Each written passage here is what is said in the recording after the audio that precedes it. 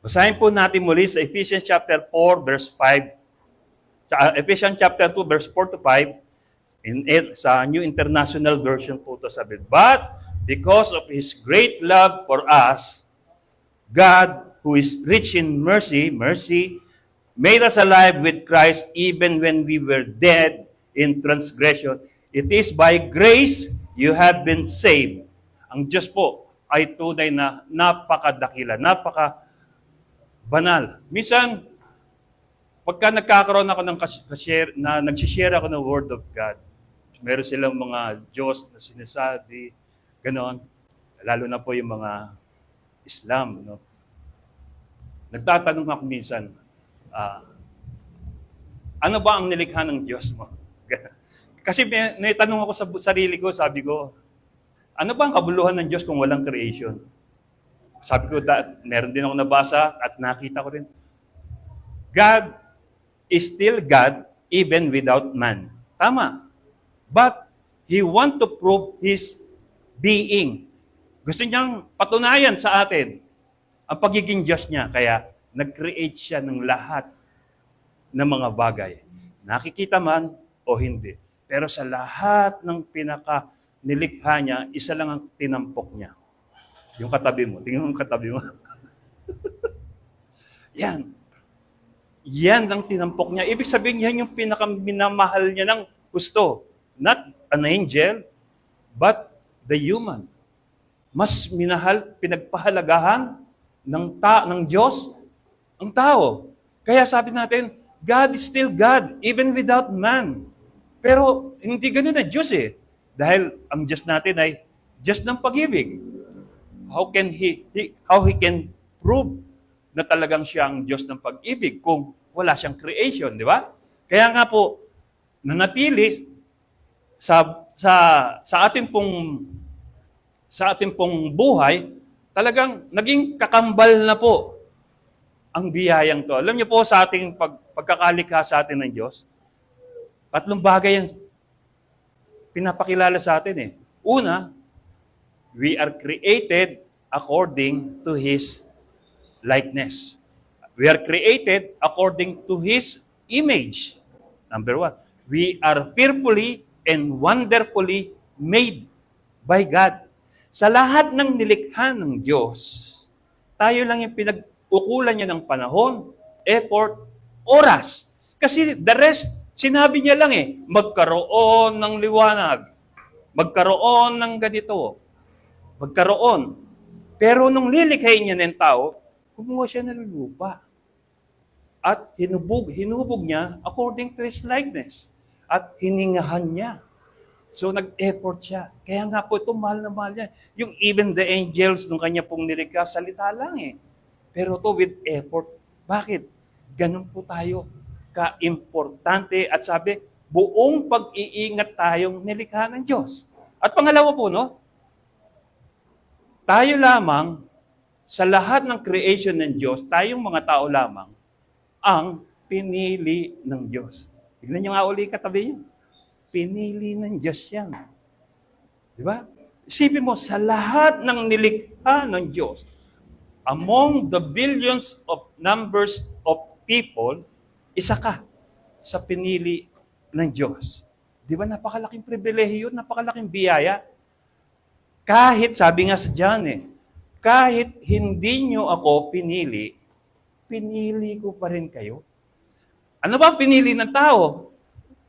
Sabi niya, hindi nyo ako pinili, sabi ni Panginoong Jesus Pero pinili ko pa rin kayo. Nung tatanungin natin, ano ba ang pinili ng tao at hindi si Kristo ang pinili? And then, number 3, napakalaking pribilehiyo natin bilang tao is tayo lamang ang nagkaroon, biniyaan ng Diyos ng saving grace. Even His most precious Son died for our sin. Di ba? Paano natin yung matitreasure? Tinetreasure nga ba natin? Sabi po natin dito, what is grace? Grace is God's unmerited favor. Sabi rin po ni Pastor Charles nakaraan, totoo naman po, God's unmerited favor, kindness, and mercy towards humanity. And that is, para lang po pala sa mga tao ang grace na sinasabing ito. Na kung saan nadamay na rin ang ilang creation niya. Eh, yung demonyo kaya, may grace.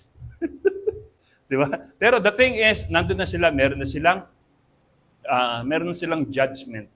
Tayo, i-judge pa lang pagdating ng araw. Kaya ngayon pa lang, pag sumikapan na natin, na magampanan ang pinagagawa ng Diyos sa atin.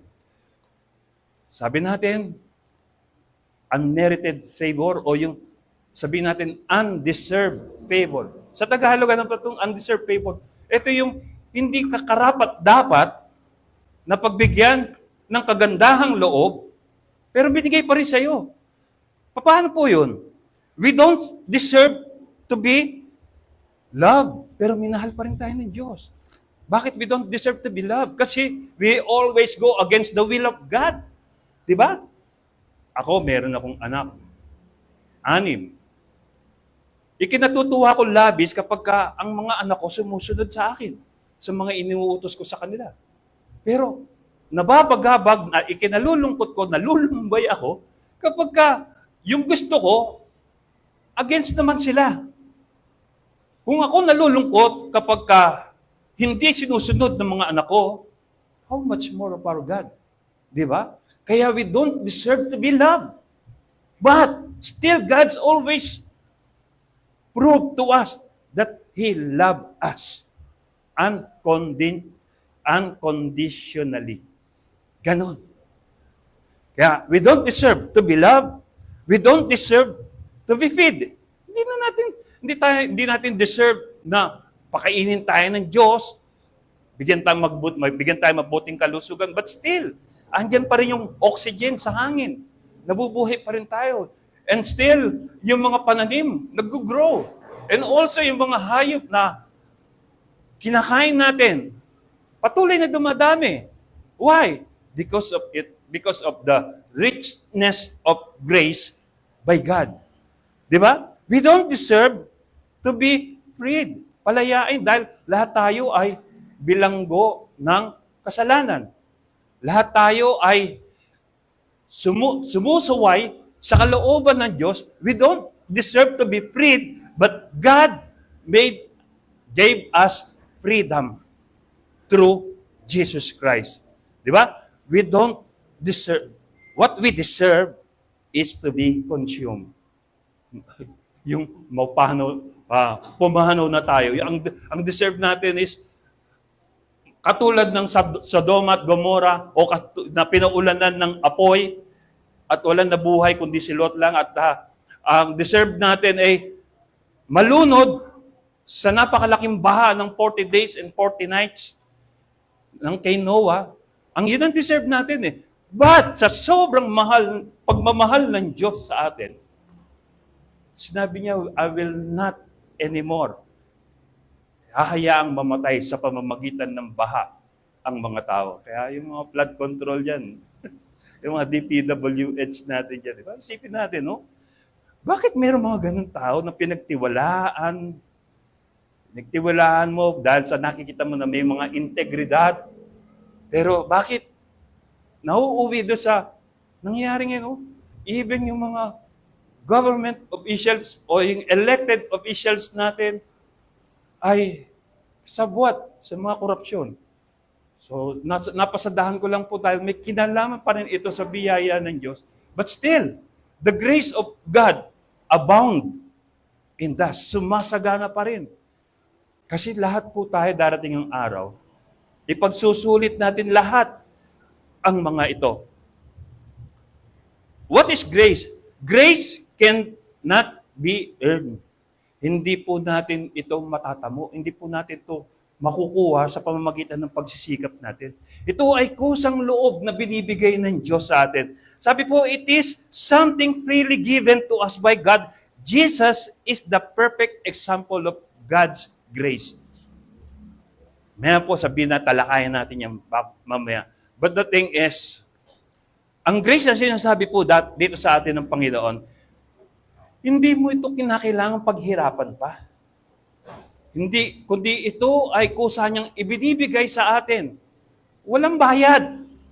Libre lang. Kaya every time, alam nyo, sabi ko sa inyo kanina, mapalad tayong lahat na nandito dahil umabot tayo sa ganitong edad. At loobin nawa ng Diyos, marami pang taon ang maranasan natin. At habang naghihintay tayo sa panahong yon, gumawa tayo ng mga bagay na ikalulugod, ikasisiya ng Diyos sa atin. Grace cannot be earned. In 2 Corinthians, ito yung supporting verse po natin, 2 Corinthians chapter 12, verse 9, "But He said to me, My grace is sufficient for you, for my power is made perfect in weakness. Therefore, I will boast all the more gladly about my weaknesses, so that Christ's power may rest on me." Alam niyo yung kinakanta natin, give thanks. Let the weak say, I am strong. Let the poor say, I am rich, because of what the Lord has done for us. Give thanks. Malaman na malaman po yung awiting yun. Hayaan natin na yung mga mahihina, sabihin nilang malakas tayo. Yung mga taong mayayaman o mahihirap, sabihin, napakayaman natin sa pagmamahal ng Diyos sa atin. Kaya nga po, sa buhay po natin, pag pinag-usapan natin itong, sabi ko, mga araw, sabi ko, paano ko ba makakagawa ng message in regards of grace? Lord, talaga ko. Kasi, sa totoo lang, yung ginagawa ko pala ngayon, grace na to eh. Talagang, hindi mo kayang ungkatin. Dahil nandyan yung buong pagmamahal ng Diyos sa atin. Itong grace na to. Kaya nga po, mapalad tayo sa kabila ng lahat ng biyaya ng Diyos na natili pa din ang katigasan ng ulo natin. Yung nanatili pa din ang katigasan ng ulo ng tao, ayaw makinig. Tignan nyo mas marami ang nawiwili sa pag-i-scroll, sa pag-cellphone, ng pinapanood, yung mga reels, yung mga threads, o yung mga sa FB, yung mga post. Pero kahit na merong application ng Bible, ang cellphone nila, still ignoring the Word of God. Minsan, may lalabas ng mga encouraging word o yung mga preaching and keep on scrolling up. Di ba? Alam niyo po, minsan, sa pamamagitan din ng, hindi ko naman po binabawal yung paggamit niyo ng cellphone o ng social media. Kundi sa totoo lang, ginagamit din ito ng Diyos to remind us of His love to us. Minsan, pagka bukas ko ng messenger ko, kaya ng FB, nakikita ko yung mga notification ko. Marami nagpapasalamat. Thank you, napapanahon po ang iyong mensahe. Wala po kayong kinikilingang ibang relihiyon. Di ba? How do you feel kapag nakaramdam ka na gano'n? Pero marami rin nagbabash. Pero it doesn't mean, for me, natitigil ako kapag may nambabash. Pero sa totoo lang, dito po ako tinawag ng Lord eh. Social media evangelism. Kaya nga po, kung nakikita nyo, nagre-record po tayo, nilalagay po natin for the sake ng mga taong wala rito na hindi nakarinig. Para mapakinggan din nila. At sabi ko sa mga tao, mas maganda kapag shinare mo, lalo na sa message ko, mas maganda kung shinare mo to dahil para ka na rin nag-share ng encouragement sa mga tao. Pero ba't hindi ginagawa ng mga Kristiyano? Di ba? Hindi po ako nagpaparami lang ng content ko para magkaroon ako ng mabayaran ako ni Meta. Hindi po. Yung pong burden ko doon is to share the Word of God. Para sila rin. Kaya nga po, madalas naririnig ko rin po, Brother Jess, pwede ko po bang i-share itong inyong dahil Pagkagising ko, ako po ay na-bless dito. Oh, praise the Lord, sabi ko po, go ahead. Kaya nga po, malaking bagay na rin ngayon ang social media para makakuha tayo, para po masunod natin yung Great Commission ng Lord. Go ye therefore and make disciple of at gamitin po natin baptizing them in the name of the Father and of the Son and of the Holy Spirit, teaching them to obey. And the promise of God, kalakip dito. Sabi niya, and lo, I will be with you till the end of the ages. Sabi po natin dito, no? Even Christ, even the grace of God abound to us, sumasagana sa atin, nananatili pa rin matigas ang ulo ng tao. Ayaw sumunod. Nagpaparamdam na siya sa pamamagitan ng sitwasyon, mga kapatiran na nagsishare, even the social media, but still, ginagawa niya pa rin yung gusto niyang gawin. Kaya nga po, kahit na ganoon ang ginagawa ng tao, sumasagana pa rin ang biyaya ng Diyos sa atin. In Ephesians chapter 2, verse 1-3, itong katotohanan sa ating mga tao. 4 na katotohanan. Basahin po natin dito. Sabi niya, Ephesians chapter 2, verse 1-3 said, once you were dead because of your disobedience and your many sins. You used to live in sin just like the rest of the world, obeying the devil, the commander of the powers in the unseen world. He is the spirit at work in the hearts of those who refuse to obey God. In verse 3, all of us used to live that way, following the passionate desires and inclinations of our sinful nature. By our very nature, we were subject to God's anger just like everyone else. 4 na katotohanan ang tinukoy po sa atin dito ng Ephesians chapter 2, verse 1-3. Number 1, we are dead because of tayo po ay patay dahil sa ating pagsuway sa Diyos. Patay dahil sa pagsuway. Ibig sabihin patay. Patay ang kaugnayan natin sa Diyos dati. Pangalawa, alipin tayo ng kasalanan. Anytime gusto natin gawin ang gusto natin gawin, ginagawa natin even we know that it is against the will of God. Wala tayong pakialam. Gusto kong gawin to eh. Pangatlo, tayo ay kontrolado ng demonyo. Madali tayong udyukan. Huwag ka nang umattend ng Bible study. Matulog ka na lang. Magpahinga ka na lang. Huwag ka nang umattend ng practice. Mag-ML ka na lang. Mga buyo ng demonyo. Yun ang deception niya. At madali tayong sumunod. Dahil kontrolado tayo ng demonyo. Pang-4 na katotohanan ng pinakamalupit. Dahil sa likas nating pagsuway, tayo ay kabilang sa mga kinamumuhian ng Diyos. 4, paano ba mamuhi ang Diyos? Di ba? Pinatunayan niya na namuhi siya sa mga demonyo, di ba? Nilagyan niya siya yung final destination niya sa impyerno, di ba? At the same time, yung mga taong sobrang tigas ng ulo, nilunod sa baha. Sa arko, nabuhay lamang yung 5 na mag-anak. Sa Sodom at Gomorrah, umulan ng apoy. And that's how God display His anger. 4 na katotohanan, no? Hiwalay tayo lahat sa Diyos. But, ito po yung ating verse, ito po yung ating key verse. But because of His great love for us, God, who is rich in mercy, made us alive with Christ.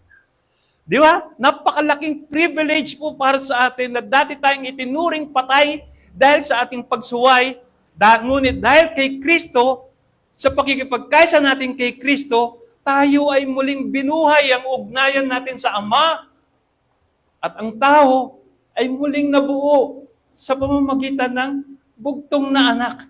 Subalit, hindi ganun kadali eh. Hindi po ganun kadali ginawa ng Panginoon. Hindi po ganun kadali ginawa ng Diyos. Una, sinunod niya ang proseso ng pagiging tao. Paano ba ang proseso ng pagiging tao? Nung una, 4 na paraan ang tinuturo sa Biblia ng proseso ng pagiging tao. Una, ang Diyos kumuha sa alabok, naging tao. Isang proseso yun. Pangalawa, sabi ng Diyos, it is not good for man to be alone. Kinuha niya yung ribs. Yung extra ribs ni Adan at naging Eva. Kaya masasabi ko, sinabi sa akin ng isang babae, may magagawa ang babae na hindi kayang gawin na lalaki. Ano po yun? Yung mga alam niyo po ba ang unang nanganak lalaki? Si Adan. Ang pinanganak niya si Eva, galing sa ribs. Sabi ko po, ganon. Kaya wala po tayong masasabi na hindi magagawa ng lalaki. Nagawa na po eh. Pangatlong bagay, paraan, proseso ng pagiging tao, ay nung nagkasala si Adan at si Eva because of disobedience. Nagkaroon sila ng mali siya, nagkaroon sila ng ugnayan, at nagkaroon sila ng anak. Si Cain at si Abel, pagsisiping nila. Pang-apat na proseso, paano po? Ito po yung paraan nung ipinanganak ang Panginoong Yesus. Nilimliman ng Holy Spirit si Maria at ipinanganak ang Panginoong Yesus. Nung ipinanganak ang Panginoong Yesus, meron ba kayo nabalitaan ng anak na virgin pa? Ganun po ang proseso ng ika-4.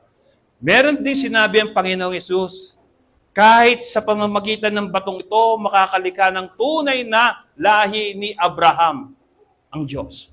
Kaya niyang gawin, pero hindi niya na ginawa. Pero 4 na proseso. Kaya ngayon, hindi ganun kadali ginawa ng Panginoon ang proseso ng pagliligtas sa tao. Sinunod niya ang proseso ng pagiging tao. Naranasan niyang magutom, naranasan niyang mauhaw, naranasan niyang apihin siya, libakin, maliitin. Naranasan niyang siya ay hindi pagtiwalaan. Naranasan niyang siya ay hatulan at sabihan na anak ng demonyo. Tinanggap niya lahat yun. Subalit, dumating pa ang paraan, pinakamatinding pagsubok sa kanya. Walang iba kundi tumawag siya ng 12 apostol, subalit ang isa roon ay Judas. Pinagpalit siya sa 30 pirasong pilak. At hindi lamang po yun. Yung tinuturing niyang very bold sa kanya, na parang leader ng 12 iyon, siya ay itinatwa. 3 beses siyang tinatwa. Hindi ko nakikilala ang taong yan. Saksi ko ang langit at lupa. Hindi ko nakikilala ang taong yan. Nung tinatanong si Apostle Peter, gaano kasakit sa Panginoon ang nangyaring yun sa kanya. Pero ignore ng Panginoon yun. At the same time, ito na, yung mga latigong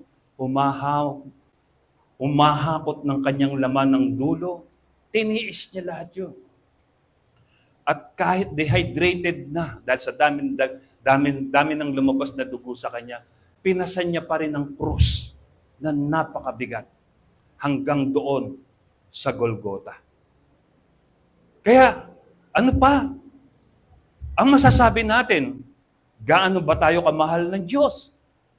Gaano nga ba? Sa sobrang pagmamahal ng Diyos, Ama sa atin, ibinigay niya ang kanyang bugtong na anak na si Jesus upang ang sinumang sumampalataya kay Jesus wag mapahamak kung hindi magkaroon ng buhay na walang hanggan. Ibinigay sa atin. At nung binigay sa atin, hindi natin tinanggap, pinatay natin. Kaya nga po, sa sobrang pagmamahal ng Diyos sa atin, inignore lahat ng Ama. Nakikita niya anak niya, unti-unting pinapatay, pinahihirapan ng mga tao. Pwede niyang gawin, ipadala niya yung hukbo ng kalangitan at i-consume lahat ng tao. Pero hindi niya ginawa eh. Dahil mahal niya tayo. At dahil sa biyaya na to, binibigyan niya tayo ng another chance para magkaroon pa rin tayo, ma-inherit natin yung kanyang kaharian. Sa sobrang pagmamahal ng Diyos sa atin.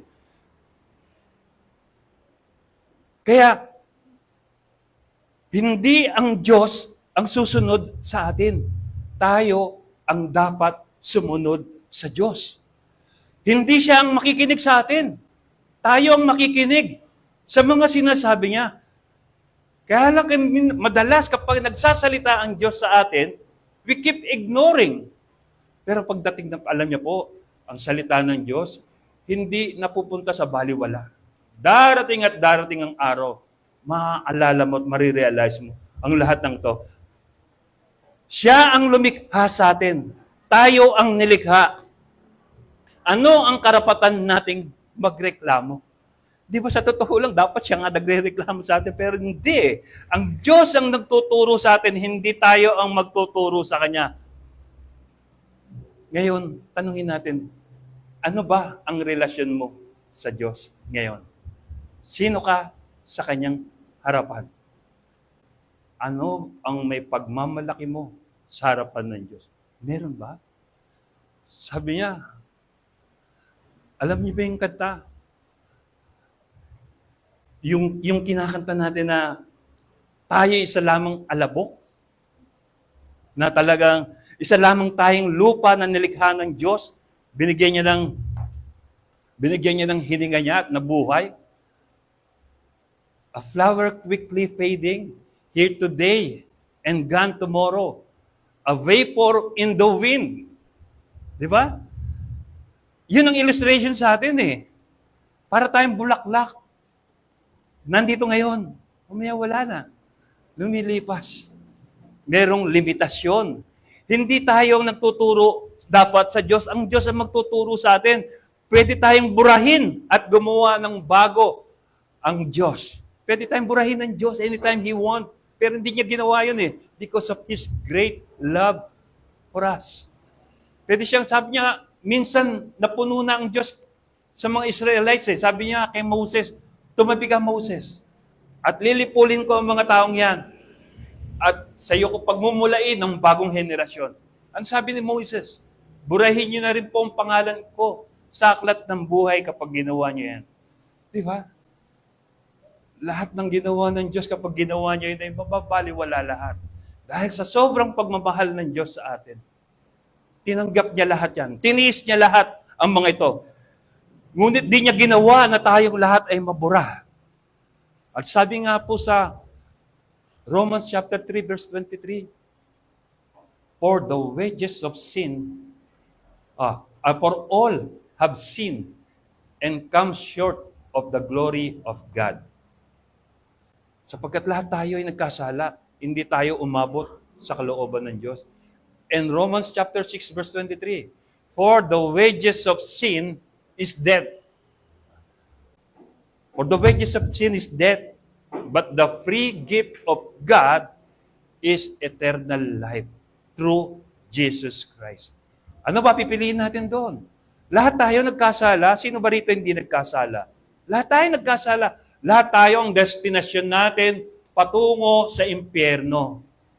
Pero sa sobrang pagmamahal ng Diyos, gumawa siya ng access para makapunta tayo may access tayo sa kalangitan. At ito walang iba yung pagsampalataya natin kay Jesus Christ.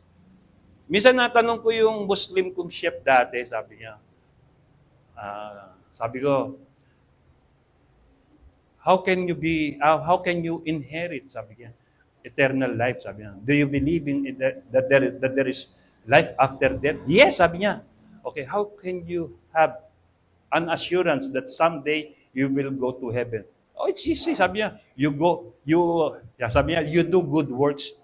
Okay, if I make a lot of good works, I help a lot of my co-workers here, and I did a lot of good things. Does it permitted me to, sabi ko, ito ba yung magiging access ko para makapunta sa kaharian ng Diyos? No. It is for God's alone who will decide if you will go to heaven or not. So sabi ko, wala pa ring assurance. But in our Bible, sabi ko, there is an assurance even though you are still living here. Sabi sa kanya, what's that? For God so loved the world that He gave His only begotten Son, that whoever believe in Him will not perish but have everlasting life. So, if you believe in Jesus Christ, sabi ko, if you believe in Jesus Christ as your Lord and Savior, you have a Savior and you will have an access to His kingdom. Sabi ko, no, sabi niya. So, wala akong magagawa. Yun ang gusto nila, yun gusto nila. Minsan nagtatanong din ako Sa kabila ng lahat, nung sa Egypt, yung journey ng mga Israelites sa kanilang paglalakbay para puntahan ang Promised Land, bago mangyari yun, nagpakita muna ng maraming himala ang Diyos sa mga Egyptian people. Sa mga Egyptian, nagpakita ng mga himala, nandun yung salot ng mga balang, salot ng mga niknik, yung mga salot ng bukol, yung mga palaka, yung ilog, naging dugo, at ng mga nangamatay lahat ng mga isda, at yung pinakauli, yung isang salot ng firstborn son, nangamatay lahat. Tapos nakita rin nila yung pagkakahati ng dagat para makaligtas lamang ang mga Israel sa kanilang paglalakbay. Nakita nila lahat yung mga himala ng Diyos at naniwala sila na ang tunay nga ang Diyos ng Israel ay tunay na Diyos. But still, hindi nila sinamba. At sinamba pa rin nila yung mga dapat nilang sambahin. Bakit? Alam niyo po ba kung bakit hindi nila sinasamba? Dahil sa salitang tradisyon, nakamulatan ko na ito. Sabi ko, dati nasabi ko rin po yun nakamulatan ko na ito, ipagpapatuloy ko kung ano sinimulan sa akin ng mga magulang ko. Paano kapag mali pala at hindi nasasalig sa katotohanan? Di ipagpapatuloy ng mga anak namin to pagdating ng araw. Kaya nga po, in-expose sa atin ng Biblia para maging gabay natin, para lalo nating maunawaan, malaman kung anong tunay at nasasalig sa katotohanan tungo sa pagpunta sa kaharian ng Diyos. Sabi po natin, and this is my last words po, my conclusions. Grace is the message of God to all people. Ang mensahe ng Diyos lahat sa atin to. Itong biyaya na to. And the thing is, how do you treasure the grace given by God to us? Dapat ka ba na magpagtiwalaan at mag-treasure ng grace ng Lord? O baka katulad ka rin ng mga taga-DPWH. So, dito po, grace is the message of God to all people. And Jesus is the grace given by God to us. Di ba napakalaking pribilehiyo para sa atin? Sariling anak ng Ama, ipinagkatiwala sa atin. Kaya po, meron pa po rito that Jesus is the grace given by God. Grace is the cover of love. Meron po akong ginawang acronyms. Ito po. Grace is God redemptions at Christ expense. Ito yung pagtutubos ng Diyos sa ating mga kasalanan. Kasi kailangan bayaran natin yung kasalanan natin. That we will all appear in the judgment seat of Christ someday. Uhusgahan po tayo. Nung uhusgahan tayo, ano ba ang ibabayad natin sa kasalanan natin? Wala. Pero because of Christ's redemptive works to us, He redeemed us. Binayaran na ni Jesus. Kaya nga po, pag-arap natin sa hukuman ng Diyos, yung mga tumanggap sa Panginoong Jesus bilang Panginoon at tagapagligtas, justified, bayad na. Kaya we have all an access to eternal life if we believe Jesus Christ as our Lord and Savior. Tayo po lahat ay tumayo. Hallelujah.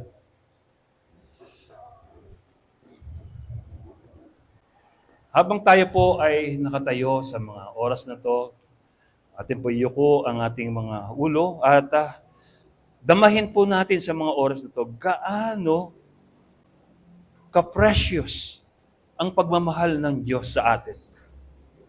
Am I worthy? Ako ba'y karapat-dapat na pagbayaran ng Panginoong Hesus, ng kanyang dugo, ng kanyang kamatayan sa krus? Karapat-dapat pa ako ba akong tumanggap ng buhay na walang hanggan? Subalit, kahit hindi tayo karapat-dapat, ay pinaging dapat pa rin ng Diyos because of His grace, because of His mercy to us. Panginoong Diyos, kami nagpapasalamat sa iyo, Panginoon. Tunay nga, Panginoon, ang iyong pagka-Diyos ay nahahayag tuwina. Hindi lamang sa mga nilikha mo, sa kapaligiran, hindi lamang sa pamamagitan ng mga ibong lumilipad sa kalawakan o ng mga isda na nabubuhay sa karagatan, kundi ang biyaya mo'y nahahayag sa buhay ng bawat isa po sa amin, Panginoon. Maraming pong salamat sa napakalaking pribilehiyo na hanggang ngayon, Panginoon, kami ay nag-e-exist.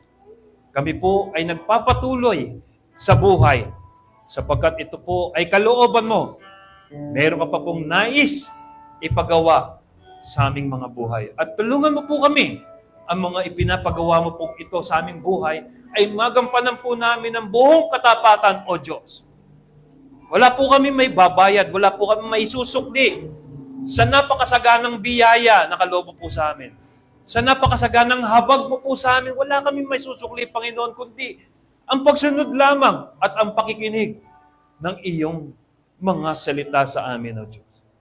Tulungan mo rin po kami, Panginoon, ng galak na naranasan namin buhat sa pakikipagkaisa namin sa iyo ay may bahagi rin po namin sa mga taong aming makakasalamuha, O Lord.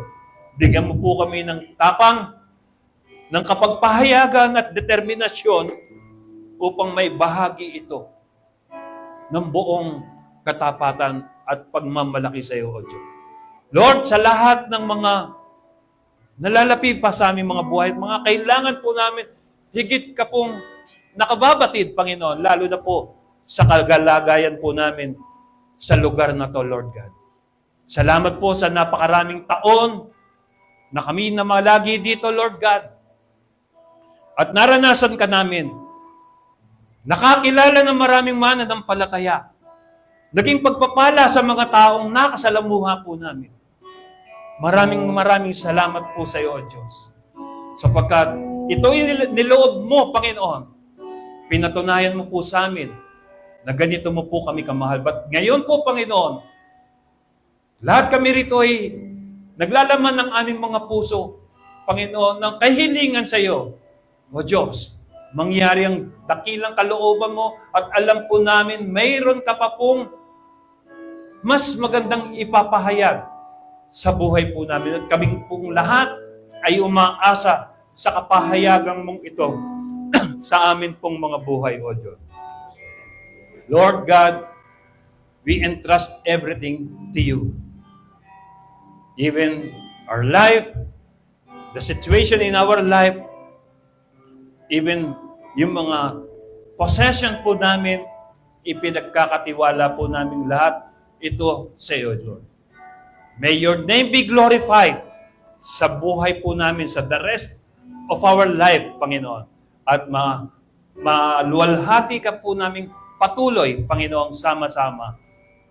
Hindi lamang po sa lugar na to, kundi sa paglalagyan mo pa po sa mga lugar namin pong tutunguhin sapagkat ikaw rin po ang nagbigay sa amin ng vision dito, Lord God, that this church will be known internationally, Lord. In the name of Jesus, this we all agree and pray. And everybody say, Amen, Amen. Palakpakan po natin ang Panginoon.